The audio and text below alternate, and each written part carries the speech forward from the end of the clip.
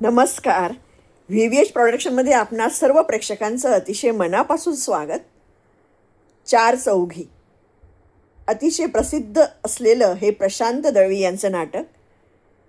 त्या नाटकातलं अंक 1 प्रवेश चौथा यातला मी काही भाग वाचणार आहे. रात्री 10 वाजण्याचा सुमार. विद्या पलंगावर पडली आहे. विनीता काहीतरी लिहित बसली. आई वाचते. फोनची बेल वाजते. आई उठते आणि फोन घेते. हॅलो हॅलो, कोण? आशिष. काय म्हणतोस बाबा? मीनू कशी आहे? हो आहे, काही नाही. पडली आहे? हो, मी बरी आहे. विद्या विद्या विद्या, आशिषचा फोन आहे. हॅलो, मी विद्या बोलते. नाही, आवाज ओळखणार नाही असं नाही, पण तरीही उगाच नाव सांगितलं. काही नाही, पडले होते जरा. हो, जरा लवकरच पडले. नुसता विचार करत बसण्यापेक्षा हल्ली मला झोपणं हे जास्त सेफ वाटतं. मीनू काय करते? झोपली? एरवी मला 12-12 वाजेपर्यंत जागवायची. कशी आहे ती? हं हं आशिष, तू काय मला मीनू किती आनंदात आहे आणि तिला माझी कशी काडीची आठवण येत नाही हे भासवायचा प्रयत्न करतोयस? नाही, मी रागावले कुठं? तुझ्या बोलण्यात मला तसा वास आला एवढंच म्हणाले. मी बरी आहे. बरी आहे म्हणजे मी आहे. आवाज थकल्यासारखा वाटतोय. तो थकलाच आहे का? तू प्रश्न मला विचारतोयस आशिष? अरे, मी सुखी वगैरे असल्याचं नाटक करणार नाही. निदान सध्या तरी मी त्या अवस्थेपर्यंत पोहोचलेली नाही. अजून सगळ्या जखमा ताज्या आहेत. भळाभळा वाहत आहेत. तू कसा आहेस मी असं तुला फॉर्मल कशाला विचारू? तू आनंदी राहावंस म्हणून तर मी बाजूला आहे. आता फक्त मीनूला तुझ्याकडे ठेवण्याचं डोक्यातलं खूळ काढून टाक आणि पूर्णपणे स्वतंत्र हो आशिष. असा स्वतःवर अन्याय करू नकोस. मोकळा हो. Be a free bird. माझी मीनू मला तेवढी देऊन टाक बस. हो, मीनू आपल्या दोघांची एक खरं आहे. अरे, हे कसं विसरेन मी? एवढ्या एकाच बाबतीत आपलं एकमत आहे. पण आता तुला गीता नावाचं खेळणं खेळायला मिळालं आहे. माझ्याकडे काय? मी एकटी आहे रे. हो हो, आई बहीण वडील आहेत सगळे. त्या अर्थानं मी अजिबात एकटी नाही. त्यांना मी जडही नाही. पण जो संसार मी गेली 3 वर्ष प्रामाणिकपणे केला आहे त्याचे काहीतरी रिटर्न्स मला दे. मी तुला काय दिले? अरे, तुला स्वतंत्र नाही का केलं मी? त्याचा मोबदला म्हणून मला पोटगी नको मिळायला? गोळा मागते मी माझा. आशिष, प्लीज प्लीज खोटं बोलू नकोस माझ्याशी. I request you. तुला माझी आठवण येते. रात्री बेचैन असतोस. अरे हळू, कुणी ऐकेल रे. हां, आशिष, मी संयमानं ऐकते याचा गैरफायदा नको घेऊस. तू शिव्या हसत. माझ्या कुटुंबाचे काय वाभाडे काढायचे ते पुन्हा काढ, पण असा प्रेमाचा खोटा वावणू नकोस. काय झालंय काय तुला? अरे आशिष, मी एका बिनबुडाच्या असंस्कृत घरातली एक माजुरडी मुलगी. विसरलास?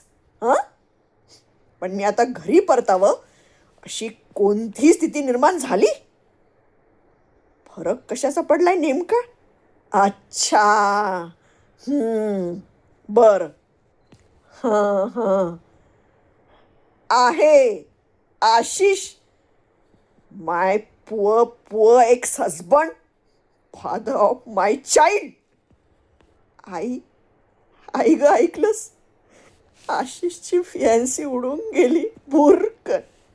तिचं लग्न ठरलं आणि ती नवऱ्याबरोबर बंगलोरला चालली आहे, कायमची. Oh my God. तू चिडू नकोस Ashish, please. Excuse me for this nonsense, stupid laughing, but let me celebrate this moment at last for minute. मी तुला सोडून इतकी तडकाफडकी निघून गेली. अरे पण तू थांबवलं नाहीस तिला. तुझं प्रेम होतं ना तिच्यावर, संसारही करावंसं वाटलं होता ना. ए आशिष, अरे माझी मम्मी, माझी प्रिय प्रिय आई, तिनं असं माझ्या वडिलांवर प्रेम करून त्यांना असं वाऱ्यावर नाही सोडलं रे. तिने निष्ठेने आमचे आईबाप बनून आम्हाला मोठं केलं. तिचा संबंध काय म्हणून काय विचारतोस? तिची आणि तुझ्या त्या सो कॉल्ड प्रेयसीची बरोबरी करीत होतास ना, म्हणून आठवण करून दिली. थांब विद्या, ऐक माझं. थांब आई, मला बोलू दे. मग आता काय विचार आहे तुझा? ती सोडून गेली म्हणून बोलावतोय? हो, मी शांतपणे बोलतीये आशिष. अगदी डोकं ठिकाणावर आहे माझं. ऐक, तू ऐकून घे. कुणाला बोलावतेस तू नेमका तुझ्या घरी? हो, मला हे समजलं, पण मला म्हणजे कुणाला? अरे आशिष, या 15 दिवसांच्या कालावधीत मी कोण होते तुझी? ना धड मी कुमारिका होते ना विधवा. तुझ्याबरोबर राहत नाही म्हणून तुझी बायको नव्हते, आणि अजून कायदेशीर घटस्फोट झाला नाही म्हणून बायको होतेही. आशिष, मी आरशात स्वतःला बघितलं की प्रश्न पडायचा रे मला. माझं अस्तित्व काय? कोण आहे मी? अशा परक्या बाईला रात्री अपरात्री फोन करून तिला घरी राहायला बोलवतोस. जुनं सगळं विसरून जाऊ म्हणतोस. नव्यानं सगळं सुरू करूया. जुनं विसरायला म्हणजे नेमकं काय करायचं? पुसून टाकायचं? पुसायला आधी खरंच काही होतं असं वाटतं तुला? आशिष, नको नको.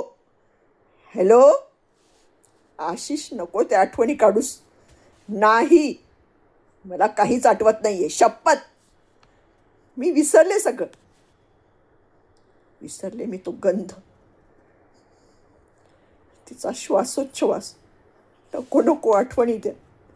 विसरू पाहते रे रोज. झोपताना मध्येच तुझा खरखरीत गालाचा स्पर्श झाल्यासारखा वाटतो. कानामागे तुझी उष्ण श्वास सुरू झाल्यासारखे वाटतात. साऱ्या शरीरावर नुसत्या कल्पनेनं रोमांच्या लाटा उसळतात. ओठ तुझ्या ओठांसाठी नुसते आसुसतात. मध्येच तुझा पाय माझ्या पायावर ठेवल्यासारखा वाटतो. मी कूस बदलते तर कुणीच नसतं. गादीवरची चादर विस्कटून टाकून घर डोक्यावर घेऊन किंचा असं वाटतं. का का मला असं दूर लोटलंस आशिष? कल्पनाच भयानक वाटते रे. तुझ्या छातीवर विश्वासानं डोकं टेकवत होते तेव्हा सारी सुख माझ्या उशाशी असल्यासारखं वाटायचं. मध्येच तुझ्या छातीचे ठोके ऐकायचे तेव्हा माझा कण अन कण तुझ्यात घुसवून एकजीव व्हावंसं वाटायचं. आता आठवलं की सगळंच विचित्र वाटतं. तेच श्वास इतक्या तल्लीनतेनेही तिला देत असायचास. तुझ्या छातीचे ठोके तिच्याही कणाशी धडधडले असणार. तुझ्या नखानं तिच्याही शरीरावर असंख्य ओरखडे उमटले असणार. माझं एकटीचं असं काहीच नव्हतं त्यापैकी. याची जाणीवच हादरवून टाकते रे. मी विश्वासानं तुला बिलगल्यावर किव यायची का रे तुला माझी? प्रेमासाठी मी लाचार वाटायचे का रे Ashu? Ashu, was I so bad, so ugly? तू एखाद्या क्षणी तरी हरवला होतास माझ्यात. आशिष, आपल्यावर मनापासून प्रेम करणाऱ्यांना सोडून तुम्ही का दुसऱ्याच्या मागं लागता? Y you need always change? जेवणाची चव बदलावी तशी तुम्हाला शरीराची चव बदलावीशी वाटते. हा चवीतला बदल आम्हालाही कधी का नाही अनुभव असं वाटत. माझं अस्तित्व म्हणजे फक्त असंख्य चवींपैकी एक चव, एवढंच उरलंय का? ती चवही कालांतराने बेचव होते. शी शी, कीव येते मला स्वतःची. पण आशिष, माझ्या शिक्षणाची, माझ्या नोकरीची, माझ्या बुद्धिसौंदर्याची, माझ्या समाजातल्या स्थानाची चव, गंध कधी नाही मिसळले का रे तुझ्या शरीरात? तुला ते वेगळेपण कधीच जाणवलं नाही? या बदलाच्या मागे लागता लागता तुला भीती वाटत नाही का? तिचा चेहरा ओंजळीत धरल्यावर त्या जागी माझा चेहरा दिसेल, माझा घेतल्यावर तिचा. आशिष, हळूहळू तुला सगळ्याच मुलींचे चेहरे, त्यांची नाकं, डोळे, हातपाय सगळं सारखं दिसायला लागेल. कदाचित चव, गंधही सारखेच बनतील. थांब, बोलू दे मला. तू रंगांधा होशील. चवीला चाटवलेली तुझी जीभच बेचव होईल. एक लांब भली मोठी कडू पडलेली जीभ आणि बायको, प्रेयसी, या सगळ्यांचे सारखे चेहरे, सारखा गंध आणि चेनसाठी चडपडत फरफाटणारा तुझा देह. माझा गरीब बिचारा जुना नवरा. हो, जुना, जुना पुराणा, मोडीत टाकलेला माझ्या मुलीचा बाप. अरे, तुझी ती गीता पानट आयुष्यात आली ते एका परीनं फार बरंच झालं म्हणेन मी. तू किती कच्च्या काजाचा होतास ते समजलं मला.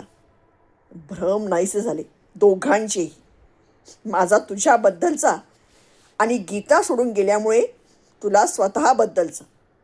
तुला तुझं स्थान कळलं. अरे, मी परत येऊन काय पुन्हा नवी गीता भेटू नये याबद्दल देवाकडे प्रार्थना करत बसू? तू संध्याकाळी ऑफिसमधून उशिरा आलास की लगेच हा कुठे गेला असेल याबद्दल संशयग्रस्त बनू? ओढलेला चेहरा घेऊन आणि डोळ्यात काळजाचं काजळ घालून सांजसमयी खिडकीच्या गजावर डोळे लटकवून बसू? रोज रात्री तू घरी येण्यापूर्वी एखाद्या ब्युटी पार्लरला जाऊन ब्लिचिंग करण्याबरोबर शरीराची चवही बदलून घेऊ? एवढी रिकाम टेकडी नाही रे मी आशिष. माझ्या सोशॉलॉजीच्या अभ्यासक्रमानं जेवढं मला शिकवलं नाही तेवढं या 15 दिवसांनी शिकवलं. मी आजवर समाजापासून माणसाचा विचार करत होते, आता मनापासून समाजाच्या रस्त्यापर्यंत पोचले. अरे, आम्ही बायका घटस्फोट या प्रकाराची इतकी भीती ठेवतो, तुमच्या प्रेम प्रकरणांची इतकी धास्ती बाळगतो की त्या दडपणाखाली सगळं अस्तित्व झिजून जातं रे. बरं, आमच्यासारख्या शिकलेल्या मुलींची अवस्था तर अगदीच धीड गुजरी. शिक्षणामुळे आलेला अत्याधुनिक दृष्टिकोन, तरीही नवऱ्याच्या बाबतीत असलेला हळवेपणा. खरं तर आम्ही ठामपणे निर्णय घ्यायला हवेत आणि म्हणून मी तो घेतला. मी तुझ्याशी कोणत्याही परिस्थितीत घटस्फोट घेणार. विद्या, एवढी घाई करू नकोस. ऐक. हॅलो. हो, बोल ना तू. मी कुठे अडवते, बोल. अच्छा, बरं. अरे, धमक्या देऊ नकोस रे. धमकी देतोय आई? मीनूला तुझी आठवण नाही म्हणून? ठेव, तुझ्याजवळ ठेव.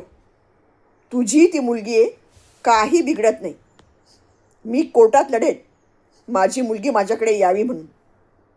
तोपर्यंत सांभाळ तिला नीट. माझ्या मीनूचा विरह मी सहन करीन दुष्टा, सहन करीन, पण निर्णय बदलणार नाही आता. पुढे दे, मला दे फोन. विद्या, तुझ्या संतापी स्वभावाचं काय करावं कळत नाही. अगं, गेली ना ती मुलगी आता तुझ्या आयुष्यातून, मग आता अडचण काय? का मागे लागलात माझ्या तडतोडीसाठी? आशिष, आई ये. विनी, बस आई. एकदाच सांगते, पुन्हा नाही विचारायचं. आशिष, ऐकतोयस ना? आई, मी घटस्फोट घेणार आहे, काडी मोड. कारण आशिष, मला झुरत आयुष्य घालवायचं नाही आहे.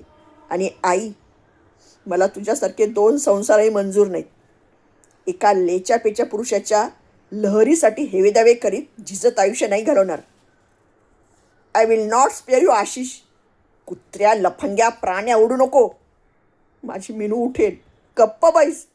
आई, तो बघ काय बोलतोय, नीच.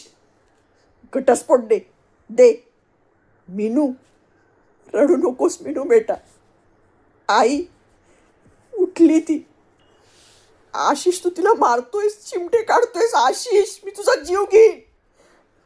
मीनू, तुझा बाप जंगली. मी आले मीनू. आशिष, नको मारू तिला. आई, मी त्याला मारून टाकीन. मीनू, मी त्याला कोर्टात खेचेन. तुला माझ्याकडे आणि कशानं मारतोयस तू? अरे श्वास कोंडतोय तिचा. आई, आई.